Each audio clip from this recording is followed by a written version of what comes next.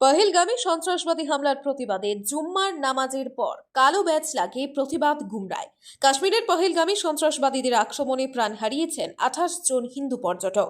তাছাড়া আহত হয়েছেন আরো অনেক। পহেলগামে নারকীয় কাণ্ডের পর সমগ্র দেশ জুড়ে চলছে নিন্দার ঝড় ও বিভিন্ন দল সংগঠনের প্রতিবাদ কার্যক্রম। সমগ্র দেশের সঙ্গে সমান্তরালভাবে শুক্রবার গুমরা বড় মসজিদে জুম্মার নামাজ শেষ করে কালো ব্যাজ পরিধান করে প্রতিবাদ সাব্যস্ত করেন মুসলিমরা। তাছাড়া মৃত পরিবার বর্গের প্রতি সমবেদনা জানান তারা। পাশাপাশি সন্ত্রাসবাদীদের বিরুদ্ধে কঠোর ব্যবস্থা নিতে সরকারের কাছে অনুরোধ জানান তারা। ব্যুরো রিপোর্ট, আজকের বরাত। LIC जिंदगी के साथ भी जिंदगी के बाद भी। আজই আপনার পলিসি করতে যোগাযোগ করুন লাইফ ইন্স্যুরেন্স অ্যাডভাইজার সৌমিত্র পালের সাথে। যোগাযোগ নম্বর 9864012438। মধ্যে অত্যন্ত দুঃখ নিয়ে বিশেষ করে আমরা মুসলমান জাতি আজ জুম্মার নামাজ কালো বেশ করে আদায় করেছি। কারণ হলো আমরা সবাই জানি ততদিনে কাশ্মীরের পেহেলগাঁওয়ে যে বর্বর হত্যাকাণ্ড হয়েছে, যে 27-28 জন নিরীহ নিরপরাধ মানুষ শহীদ হয়েছেন, আমরা সর্বপ্রথম ওনাদের পরিবার পরিজনদের প্রতি সমবেদনা জানাই। এই দুঃখের সময় আমরা ওনাদের পাশে আছি।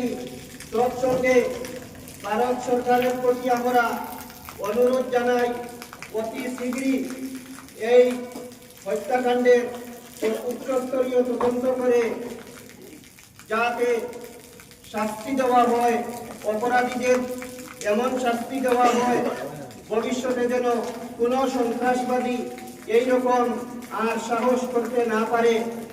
সন্ত্রাসের কোনো ধর্ম হয় না।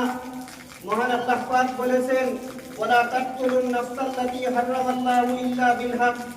কুরআনে কারীমে আল্লাহ পাক ঘোষণা দিয়েছেন, কোনো নিরপরাধ মানুষকে যেন হত্যা করা না হয়। যারা এই হত্যাকাণ্ড চালিয়েছে ওদেরকে ইসলামের গণ্ডির ভিতরে রাখা যায় না।